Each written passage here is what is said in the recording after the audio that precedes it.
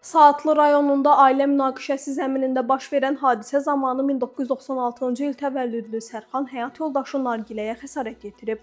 Hadisə ötən ilin 26 dekabrında baş verib. İstintaqa görə tərəflər arasında yaranan mübahisə zamanı Sərxan arvadının saçından tutaraq baş və bədən nahiyələrinə yumruq zərbələri vurub. Sərxan məhkəmədə özünü qismən təqsirli bilsə də, ağır zorakılığı inkar edib. O bildirib ki, səhər saatlarında aralarında xırda narazılıq yaranıb. Arvadının onu öpmək istəməsi və telefonunu götürməsi səbəbilə əsəbləşib, amma bunu ciddi münaqişə saymayıb. Gün ərzində əlaqələri gərgin qalıb. Axşam evə qayıdanda isə mübahisə yenidən başlayıb. Onun sözlərinə görə Nargilə onunla kobud danışıb. O da sadəcə itələyərək çarpayıya yıxıb və telefonu əlindən alıb. Zərər çəkmiş Nargilə isə hadisəni daha ağır təsvir edib. O bildirib ki, ailədə problemlər əvvəldən mövcud idi. Xüsusilə övladlarının olmaması və ərinin ondan atasından pul və ya maşın istəməsi münasibətləri gərginləşdirib.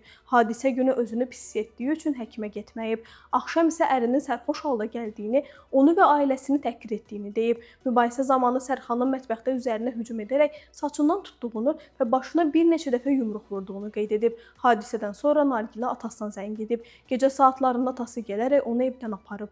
Daha sonra polisə müraciət olunub. Məhkəmənin hökmü ilə Sərxan Cinayət Məcəlləsinin 128-ci maddəsi ilə təqsirli bilinib və 6 ay müddətinə azadlığın məhdudlaşdırılması cəzasına məhkum edilib. Qeyd edək ki, adları şərti verilib.